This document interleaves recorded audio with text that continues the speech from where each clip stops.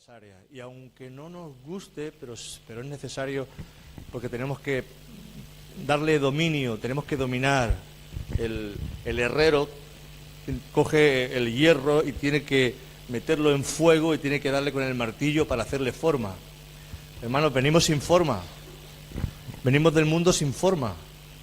Y hay que darle forma espiritual a nuestras vidas, hay que darle la forma para que Dios pueda usarnos. Dios no te va a usar en bruto, Dios no te usa. Amén. Cogemos un diamante, puede ser muy bonito, pero tiene que cogerlo el joyero en el taller y meterle y darle forma. Porque es ahí donde se ve luego la belleza de ese mineral. Así también nosotros tenemos que ser introducidos en pruebas y en hornos que no nos gustan y tenemos que esforzarnos porque Dios está tallando su personalidad, su carácter en nuestras vidas, y eso es a través de muchas tribulaciones y a través de pruebas que no nos gustan, pero que son necesarias. Amén. Son necesarias. Dice que nuestra fe va a ser probada como el oro. Una fe probada como el oro, que se mete en el fuego. Amén. Y mengua en gramos, pero aumenta en quilates. Mengua en gramos porque los metes en el fuego, hay que sacar escoria, hay que quitar todo aquello que no sirve, que no vale, y entre más fuego tiene, más limpio y más valioso es. Hermano, si te dejas tratar, serás un instrumento apropiado para el Señor, un instrumento apropiado para el Señor. Vamos hacia adelante con el amor del Señor, con el poder del Señor, vamos hacia adelante y vamos a tocar este tema porque pensamos que somos libres, pero todavía quedan en nosotros muchas cosas que nos atan. Hay muchas ataduras todavía en nosotros. Jesús dijo: id de hacer discípulos, sanar a los enfermos, resucitar los muertos, echar fuera demonios. ¿Qué pasa, que no hay demonios ahora? ¿No hay demonios hoy? Hoy estábamos predicando y le damos un tratado a la mujer. Y dice: no quiero saber nada de Dios. No quiero saber nada de Dios. Mano, me cogió el celo. Yo sé que eso no está bien, pero me cogió el celo. Y le dije: pues váyase con el diablo. Y me dice la mujer: pues no sé qué es mejor, si irse con el diablo o irse con Dios. ¿Cómo está la gente, verdad? ¿Cómo está la gente? Pero hermano, pero la iglesia de Dios tiene que tener cuidado, porque la iglesia de Dios también necesita ser libertada, porque el enemigo ronda y el enemigo viene y nos ata. ¿Amén? Dice Juan 8:34. Juan 8:34. Vamos a las escrituras. Jesús les respondió: de cierto, dos veces, de cierto os digo que todo aquel que hace pecado, esclavo es del pecado.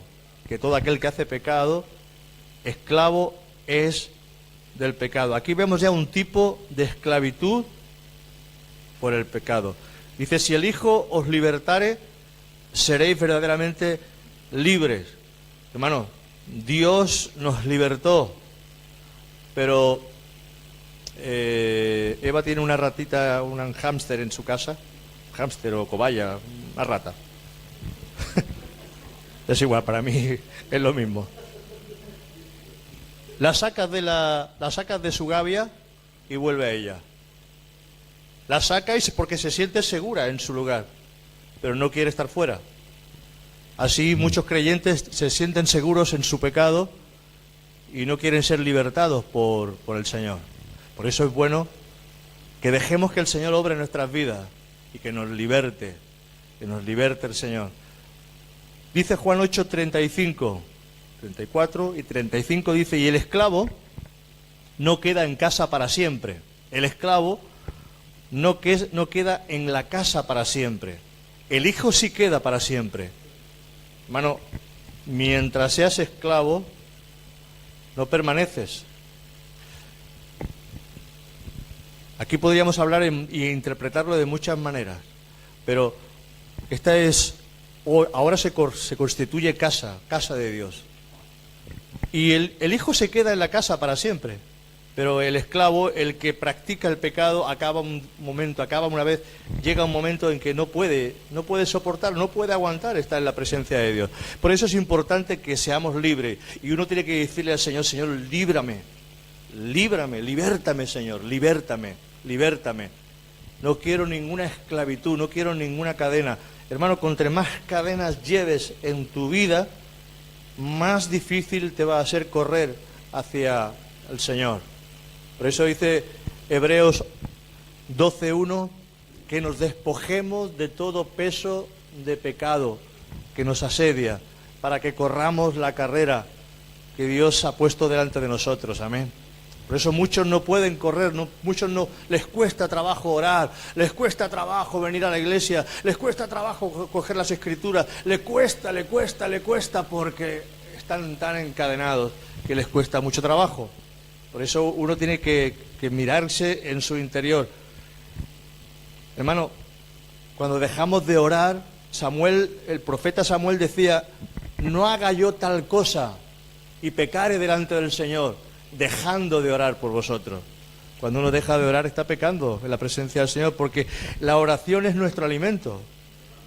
La oración es lo que realmente nos va a mantener en comunicación con el Señor. Y cuando uno deja de orar, por eso yo digo que nuestros hábitos tienen que cambiar. Tienen que cambiar nuestros hábitos. Tenemos que aprender a dominar nuestra carne, tiene que ser dominada por esos apetitos que nos mantienen ahí clavados, nos meten ahí en la televisión, en la cama, en el sofá, en tu casa calentito, y no quieres salir, como la ratita se queda en la gavia y no quiere salir a buscar lo que el Señor tiene. Sí, hermano, no quiero compararos a la ratita, pero es un buen ejemplo, ¿verdad? Pero hay una ratita dentro de nosotros que se siente calentita y segura y no quiere salir, porque a todos, eso es normal, a todos nos gusta la parte cómoda. Cuando se trata de hacer cosas nuevas nos cuesta mucho trabajo, porque dar pasos nuevos son pasos que tú no sabes cómo van a acontecer, ni qué va a venir, ni qué va a pasar. Por eso a Abraham se le llama el padre de la fe, porque escuchando la voz de Dios, él deja tu casa, tu parentela, y ve a la tierra que yo te mostraré. Abraham no tenía necesidad, era un hombre rico, tenía ganado, tenía riquezas, en aquel tiempo ya tenía. Sin embargo, él escucha la voz de Dios y coge a sus rebaños, a su gente, a sus esclavos, que en aquella época tenían esclavos, y se fue, sin saber a dónde iba. Hermano, nos gusta la comodidad, pero para avanzar hay que dar pasos. Amén. La palabra desarrollar significa desplegar las virtudes que hay en nuestra vida. Tú tienes un potencial dentro de ti. Hay un potencial tremendo dentro de ti, pero tienes que aprender a desarrollarlo. Y se desarrolla dando paso. No se desarrolla sin hacer nada. El potencial se desarrolla dando paso. Y tenemos que tener metas para saber dónde vamos. Amén. Necesitamos tener metas en nuestra vida para saber dónde vamos. Porque hay que enfocar. Si yo enfoco el arco aquí, y aquí, y aquí, y aquí, y aquí, y aquí, no, yo enfoco el arco en una meta y me pongo y hago todo lo posible para alcanzar y conseguir esa meta. No tengo 2, 3, 4, 5, 6, 7, 8, 10 metas, no, porque no voy a saber para dónde me voy a dirigir. No, tengo una meta. Amén. Mis ojos están puestos en Jesús. Voy hacia adelante. Mis ojos están puestos en Jesús y voy a desplegar todo el potencial que ha puesto el Señor en mí para que lo que Dios ha diseñado en mí y que a través de mí muchas personas puedan ser bendecidas. Voy a desplegar ese potencial. ¿Me va a costar sacrificio? Sí. ¿Me va a costar esfuerzo? Sí. ¿Me va a costar lágrimas? Sí. ¿Me va a costar tiempo de oración, tiempo de no descansar? Sí. ¿Me va a costar tiempo de estar ahí estudiando la palabra de Dios y buscando del Señor? Sí. Pero yo estoy desarrollando el potencial que hay en mí, porque yo sé que hay un potencial. Y en ti hay dones que tienes que desarrollarlo. Hermano, eso no se trata de si soy joven o soy mayor. Pero hay que ser muy agradecidos al Señor. Muy agradecidos al Señor. La bendición de Dios en nuestras vidas viene por obedecerle y por estar cerca del Señor. Amén. La bendición viene por estar cerca. Cuando el pueblo de Israel estuvo a punto de entrar en la tierra prometida, el Señor le dijo: pondrás a seis en un monte, a 6 príncipes en un monte y otros 6 en otro monte. Empezamos. Esto es el cacharrito este que produce... Bueno. Unos dirán bendición y el otros proclamarán la maldición. Porque el pueblo de Israel tenía que saber la bendición que le esperaba si obedecía a Dios. Pero también tenía que saber lo que le iba a acontecer si se apartaba de Dios. Y una de las cosas que le iban a acontecer al pueblo de Dios si se apartaba es que vendría esclavitud hacia ellos. Vendría esclavitud hacia ellos. Vamos a leerlo en Deuteronomio 28, 47. Si queréis buscarlo. Deuteronomio 28, del 47 al 51. Entre otras cosas que me da... yo estuve leyendo esto porque yo estoy siguiendo los temas estoy leyendo la Biblia, así como muchos de vosotros la estáis leyendo. Y me daba temor leer todo lo que aquí dice. Hermano, leer Deuteronomio 28 en casa. Pero con tranquilidad. Leerlo con tranquilidad. Porque da miedo, ¿eh? Porque el Señor dice que el juicio lo trae por su propia casa. Me da esto mucho temor, mucho respeto.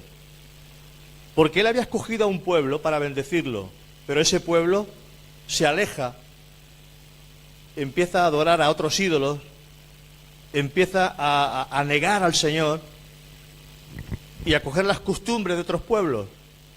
Y el Señor empieza a decirle: si vosotros hacéis eso, sobre vosotros va a recaer todo esto. ¿Y por qué no recaía sobre otros? No, iba a recaer sobre el pueblo que Él había escogido. Es fuerte esto. Por eso aquí estamos hablando de esclavitud en esta tarde. No quiero extenderme, no quiero irme de tema. Deuteronomio 28, 47 dice: por cuanto no serviste a Jehová, tu Dios, con alegría y con gozo de corazón, por la abundancia de todas las cosas, servirás por tanto a tus enemigos que enviaré Jehová contra ti, con hambre y con sed y con desnudez y con falta de todas las cosas, y Él te pondrá yugo de hierro sobre tu cuello, esclavitud, hasta destruirte. Jehová traerá contra ti una nación de lejos, del extremo de la tierra, que vuele como águila, nación cuya lengua no entienda. Les trajo a los babilónicos, gente con lengua complicada, que pusieron yugo, se llevaron príncipes, se llevaron a mucha gente a Babilonia, entre ellos Daniel y los amigos de Daniel, y fueron cautivos en Babilonia durante más de 70 años.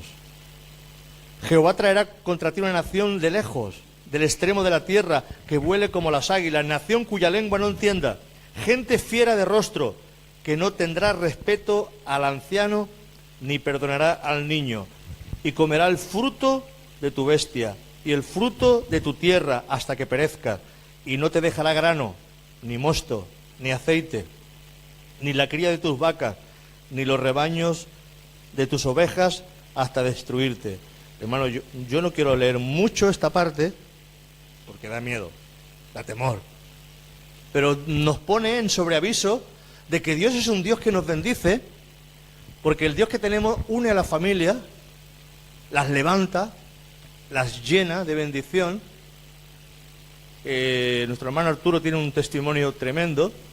Su mamá no se mató en un accidente de milagro, y él mismo lo confiesa y lo dice que fue un milagro de Dios lo que le pasó a su mamá. Y eso es porque Dios vela por ti, no lo hizo por ti, quizás no se la llevó por ti, Arturo, porque tú en tu ignorancia te estás esforzando en buscar a Dios, poco o mucho. Hermano, cuando buscamos a Dios, lo que nos espera es lo mejor. Cuando tú buscas a Dios, lo que te espera es lo mejor. Pero el problema nuestro es que sembramos hoy y queremos recoger mañana. Hermano, no. Tú sabes que cuando el vientre de una mujer es fecundado, tarda 9 meses en tener el fruto de la mamá entre sus brazos. Y nosotros no entendemos que en la vida espiritual es igual. Tú estás sembrando hoy para recoger, siembras para recoger. Y en esa siembra tú estás buscando a Dios, tú buscas a Dios, tú buscas de su amor, buscas de su comunión, buscas de su reconciliación, buscas de su paz, buscas de su conocimiento, buscas más de Él, de su voluntad. Le estás diciendo: Señor, venga a tu reino, a mi vida, yo quiero hacer tu voluntad, cueste lo que cueste. Entonces, ahora empezarás a tener paz con Dios. Y cuando tú tengas paz con Dios, el Señor empezará a ir bendiciendo tu casa y tu hogar. Lo que iba para separación, ya no habrá separación. Lo que iba para enfermedad, ya no habrá enfermedad. Lo que iba para destruir tu casa, tu trabajo, ya no vendrá, porque Dios tendrá cosas mejores. Y si ese trabajo desaparece, vendrá otro mejor para ti, porque Dios siempre pone cosas mejores delante de nosotros, a sus hijos. Porque cuando Dios preparó el huerto, le puso lo mejor, lo mejor. Fue después, cuando cayeron en pecado, que el pecado señoreó en ellos, y Caín empezó a tener envidia de su hermano y cogió y mató a su hermano en el campo por envidia. ¿Que no pudo Dios haber parado eso? ¿Era Dios? ¿No es Dios omnipotente? ¿No es Dios todopoderoso? ¿Por qué no lo paró? Porque el pecado se había enseñoreado del hombre, y el hombre, quiero que entiendas, el hombre en sí mismo es un ser autómata, no es un robot. Y como el pecado se ha enseñoreado del hombre, es gobernado por el pecado, y quien gobierna el pecado es Satanás. Por eso tuvo que venir Cristo para rescatarnos, para pagar el precio, y el precio de nuestro rescate, porque los primogénitos de animales se rescataban con precio de sangre. Si no, acordaos cómo salieron de Egipto. Cada familia tuvo que coger un cordero. Cada familia tuvo que coger un cordero por familia. Y si la familia era muy pequeña, tenían que llamar a otra familia. Y ese cordero tenía que ser sacrificado, y los dinteles de la puerta de aquella casa estaban marcados con la sangre de ese cordero que habían sacrificado. Ese cordero luego era comido en la Pascua, y se comía todo, no podía dejarse nada del cordero.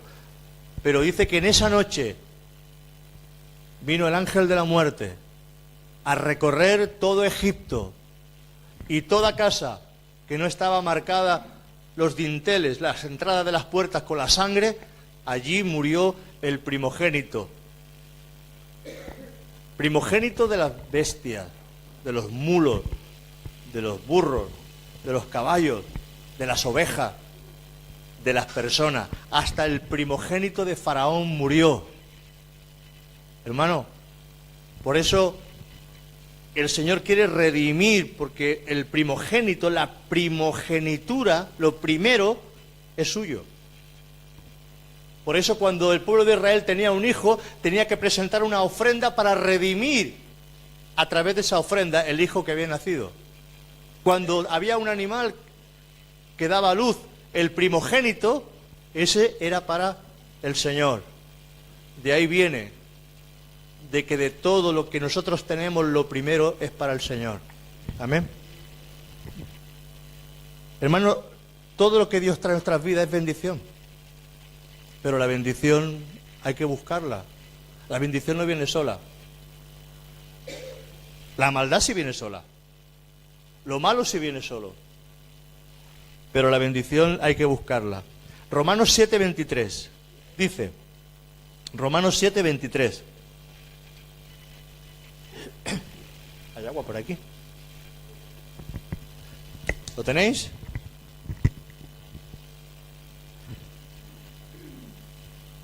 No se ponen los versículos, pero sí que se pone, no se pone el todo, pero se pone el versículo.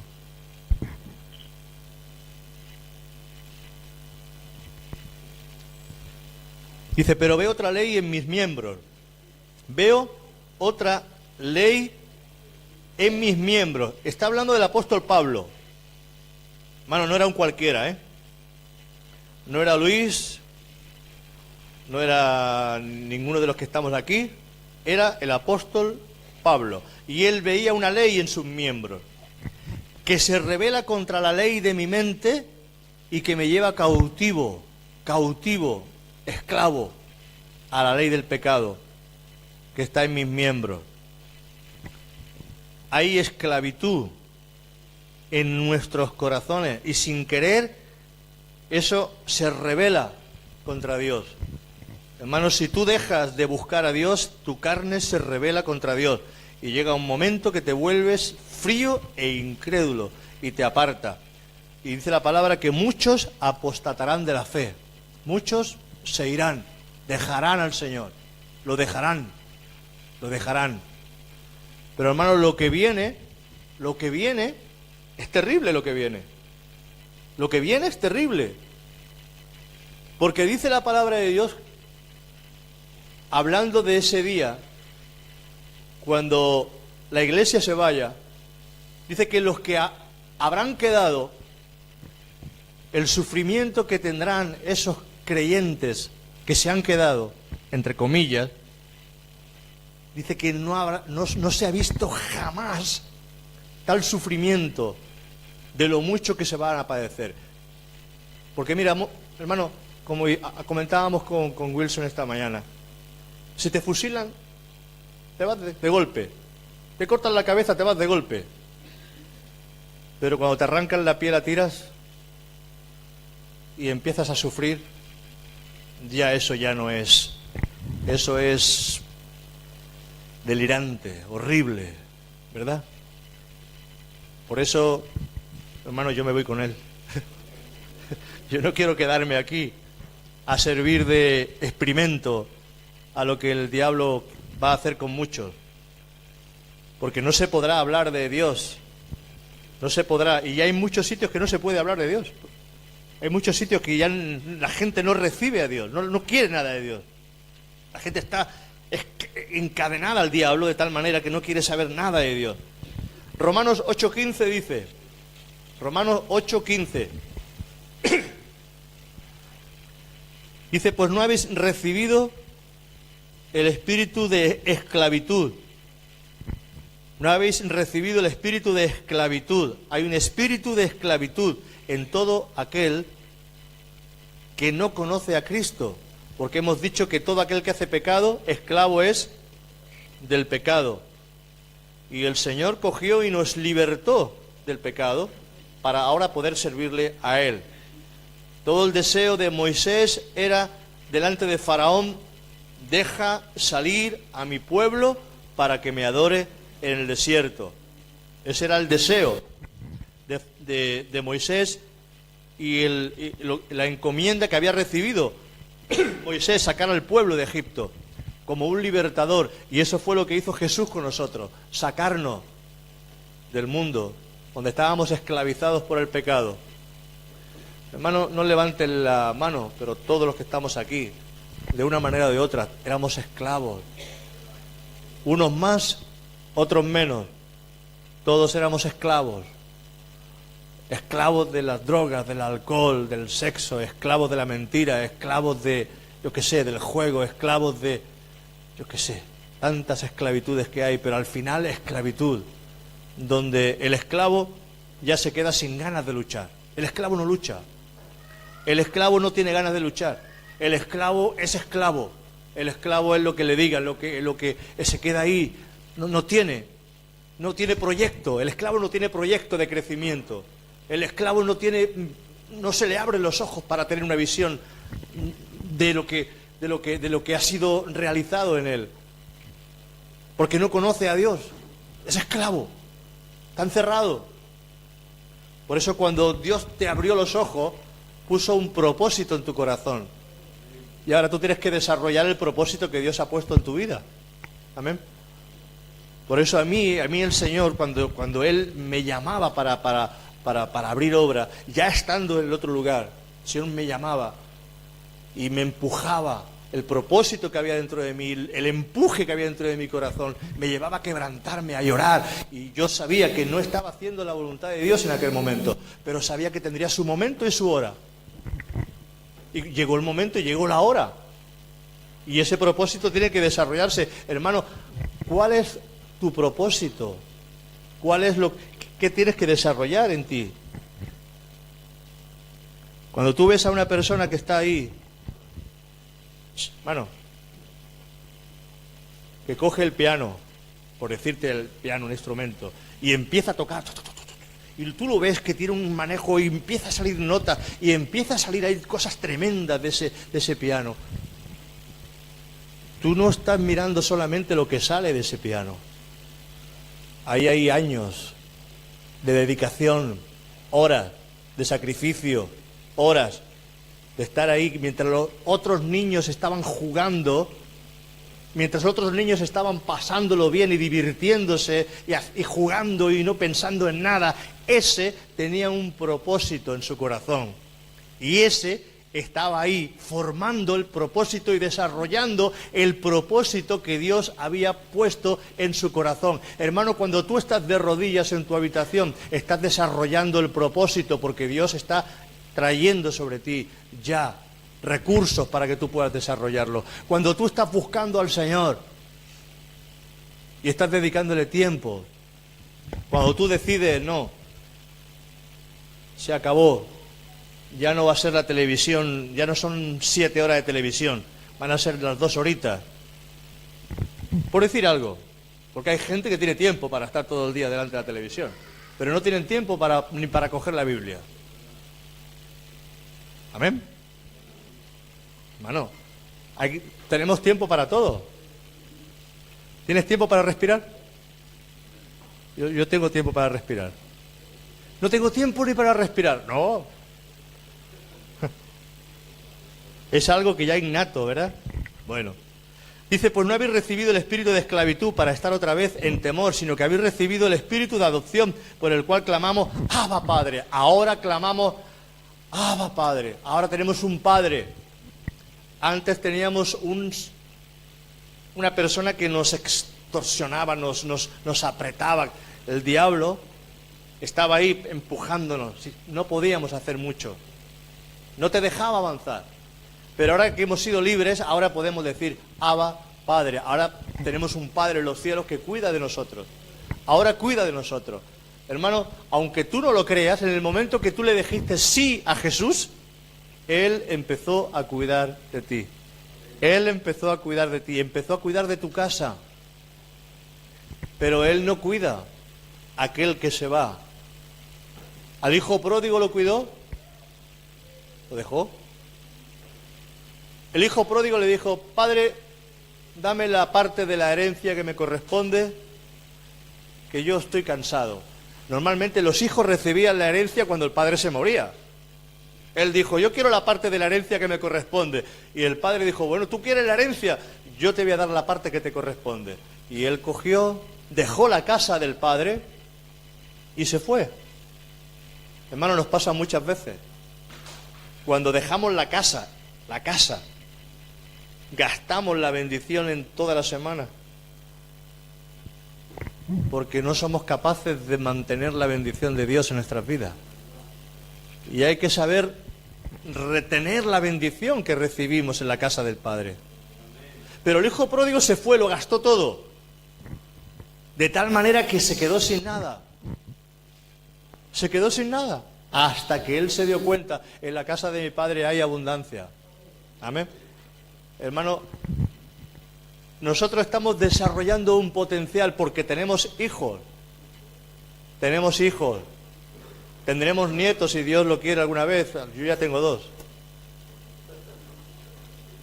Los que sois jóvenes dicen, yo no pienso en nietos. Vale, muy bien, sí, igual. Pero yo tampoco pensaba en nietos cuando estaba en la mili. Yo pensaba en casarme. Digo, a ver si acabo pronto la mili, que tengo unas ganas de estar con mi novia. Pues claro, es lo normal, ¿no?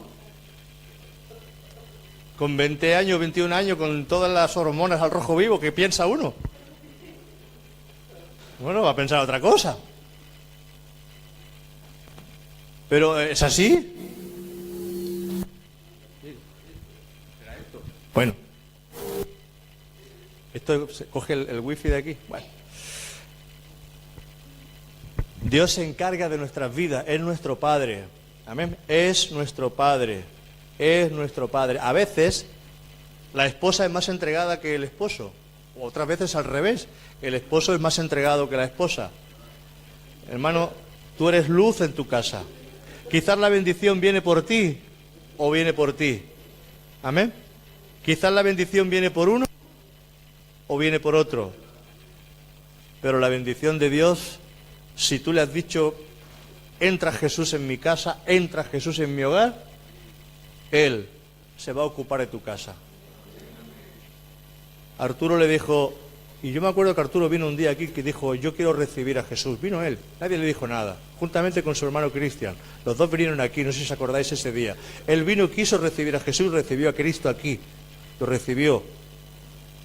Yo le dije, Cristian, vas a ser luz, ahí, Arturo, vas a ser luz en tu casa. Y está siendo luz en la casa de su mamá. Y tú no sabes si por causa de tu luz, tu hijo, tu hija, tu familia, los que están a tu alrededor, están recibiendo la bendición de Dios. Porque tú eres el canal de la bendición de Dios. Tú eres la fuente. Porque todo aquel que tiene a Cristo tiene la fuente para recibir la bendición del cielo. Amén. Por eso no es bueno alejarse de la fuente. Porque cuando te alejas de la fuente te quedas seco. Te quedas sin nada. Hay que acercarse a la fuente. Amén. Hermanos, no estoy hablando de cosas... Creo que se entienden estas palabras, ¿verdad? Creo que se entienden. Gálatas 4:7 dice, así que ya no eres esclavo. ¿Qué dice? Sino hijo. Así que ya no eres esclavo, sino hijo. Y si hijo, también heredero de Dios por medio de Cristo. Hermano, ya no eres esclavo, ahora eres hijo. El esclavo no recibe, recibe el hijo. Cuando el padre tiene que traer la herencia, ¿a quién se la da? ¿Al esclavo? Se la da al hijo. Amén. Cuando Dios quiere repartir sus bendiciones, no se le da a los esclavos del mundo. Aunque tú lo veas con un coche de último modelo, eso no es bendición. Aunque tú lo veas con una casa con piscina, eso no es bendición. Hermano, te ha engañado el diablo, eso no es bendición. Eso no es bendición. El tener los mejores aparatos, el tener los mejores vestidos, el tener la mejor ropa, el tener... A veces el dinero te ayuda a conseguir quizás los mejores médicos, pero hermano, la bendición de Dios es la bendición que viene del cielo, porque esa es eterna y para siempre. Pero la que te da el diablo y la que te da el mundo, esa se va en un momento. Esa se va en un momento. Porque sí que Michael Jackson tenía mucha bendición. Y tal como la tenía se le fue, con 47 años. Como muchos también, mucho, no solamente ese, Elvis Presley. Otras personas también. Personas que pensaban que, vamos, que ellos eran lo máximo. Y gente con mucho dinero, pero, hermano, cuando éste dice adiós, ¿y dónde están ahora? ¿Con Cristo? No. Por un tiempo, tú disfrutarás de tu piscina, disfrutarás de tus placeres, pero hermano, si Cristo no está en ti, todo eso es vano. Eso es una fantasía que se puede acabar en cualquier momento, pero la bendición tuya y mía es para siempre,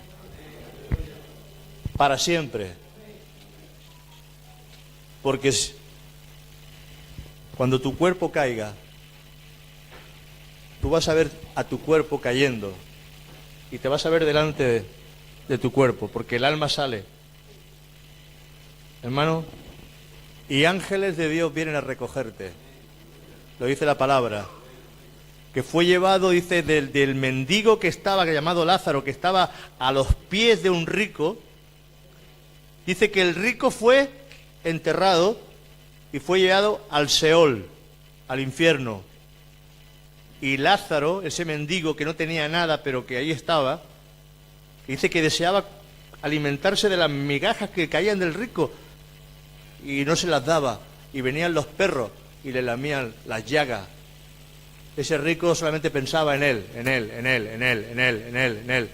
Pero ese Lázaro dice que fue cogido por los ángeles y llevado a los brazos de Abraham, al seno de Abraham, al paraíso, a ese lugar, como le dijo Jesús al ladrón de la cruz: hoy estarás conmigo en el paraíso. Y tú verás cómo caerá ese cuerpo, pero te vas a levantar y verás ahí, y vendrán los ángeles y dirán: vámonos. Yo espero que sea un ángel de Dios el que te recoja. Yo espero que sea un ángel de Dios el que te recoja. Yo espero el ángel del Señor. Amén.